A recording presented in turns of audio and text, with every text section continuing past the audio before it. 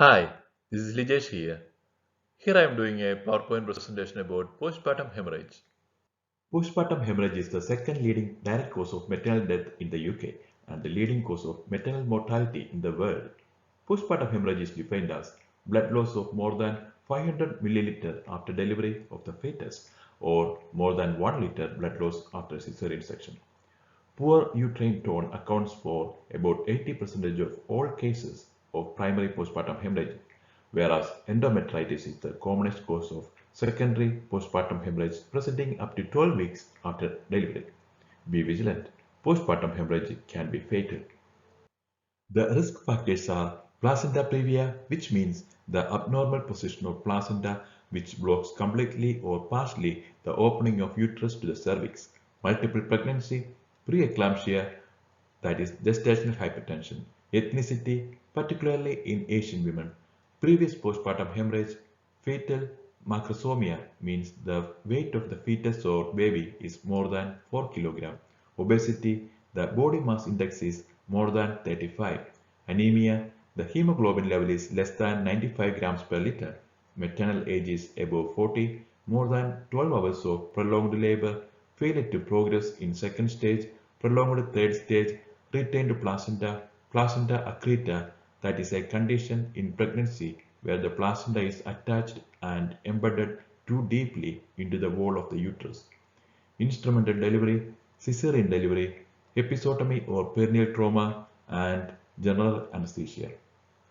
Tachycardia, hypertension, falling of systolic blood pressure 90 or below, hypoperfusion, vaginal bleeding, wound leaking or bleeding, abdominal distension, hypothermia, pain, anxiety, pallor or clammy, tachypnea.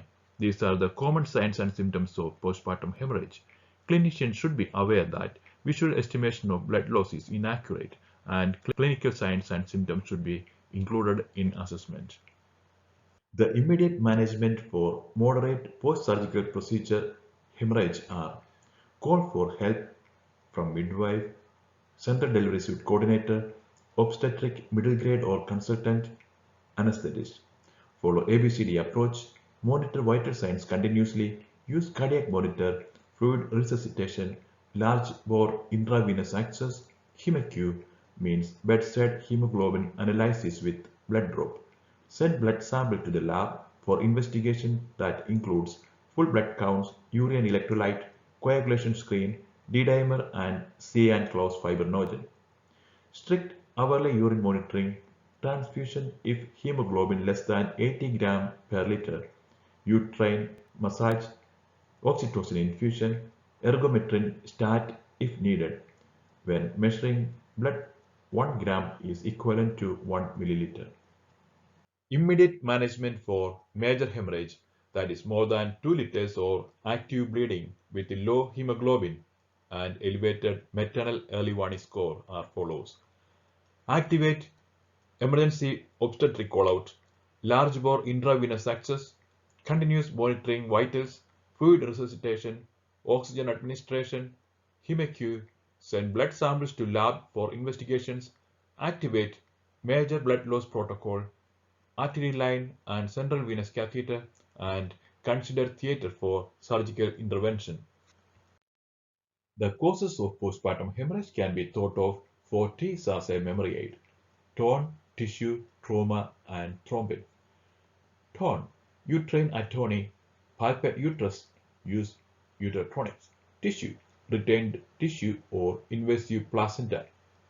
Examine the delivered placenta and membranes, and consider theatre for examine under anesthesia. Clot alone in the cavity may impair effective contraction of uterus. Trauma that includes uterine perforation or rupture or inversion, broad ligament tear hematoma, genital tract and cervical or fonsil tear. Bear in mind, over 85% of women who have a vaginal delivery will sustain some degree of perineal trauma. Thrombin, coagulopathy, congenital or acquired clotting disorders can cause or contribute to postpartum hemorrhage. Assess for bruising and puncture site wounds and evaluate repeated blood result. Complication of postpartum hemorrhage may cause serious maternal morbidities includes multi-organ failure, multiple blood transfusion, and peripartum hysterectomy. Major blood loss can lead to cardiac arrest. Let's see the management of postpartum hemorrhage. Tranexamic acid.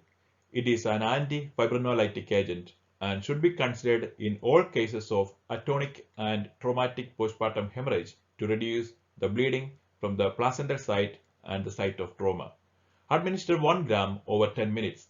Give second dose if bleeding continues after 30 minutes or recurrent bleeding within 24 hours. Uterine massage. It is the first line management for uterine atony. Uterotonic medications. Multiple medication options which increase uterine muscle tone. Commonly using medications are oxytocin, methyl ergonovin or ergonovin malate or ergometrin, carboprost also known as hemabate, tromethamine and misoprostol. Please note, carboprost and ergometrin are intramuscular only and misoprostol to administer per rectum. If patient has severe cardiac disease or hypertension as well as eclampsia, do not give ergometrin. Misoprostol causes hyperthermia. Uterine tamponade. Pack uterus with gauze roll or hemostatic dressing to give pressure to arrest the bleeding. Balloon tamponade. A device places into the uterus and inflate the balloon with saline or water to achieve appropriate level of pressure to stop bleeding. Commonly uses Bakri balloon. Evacuation of retained products of conception. Examine the placenta. It should be intact. Retained products of conception can cause either primary or secondary postpartum hemorrhage. Manual removal should be attempted under anesthesia. Examination of genital tract under anesthesia. Systematic examination of genital tract should be performed to identify any trauma to the cervix, vagina, or perineum. Larger tears or those with profuse bleeding needs to be repaired. Uterine inversion is a rare complication of vaginal delivery where the uterus partially or completely turns inside out. The management include laparotomy for surgical repositioning, B-Lynch suturing, and may require hysterectomy. If all attempts of arresting bleeding have failed, subtotal or total hysterectomy is attempted as a last resort and life-saving measure. A second consultant obstetrician must be involved in the decision for hysterectomy. Disseminated intravascular coagulation. The conception of coagulation constituents can be corrected by cryoprecipitate, platelet concentrates, and fresh frozen plasma. The diagnosis should include both clinical and lab information. It is based on presence of one or more non-underlying conditions causing disseminated intravascular coagulation plus abnormal global coagulation test. That is decreased platelet count, increased prothrombin time, elevated fibrin-related marker, and decreased fibrinogen level. Use TEG hemostasis system to monitor coagulation. Followed the arrest of bleeding or surgical intervention, continue to monitor vital signs, oxygen saturation, and urine output. Keep the patient warm. Continuous cardiac monitoring and cardiac output monitoring.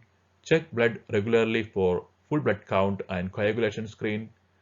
Regular liver function test, urea and electrolytes, magnesium and calcium. Any women requiring surgical intervention under general anesthesia with invasive monitoring should be admitted for level 2 care in critical care unit for at least 24 hours. Thromboprophylaxis, calf compression device should be provided and follow local anticoagulation policy. Thank you for listening.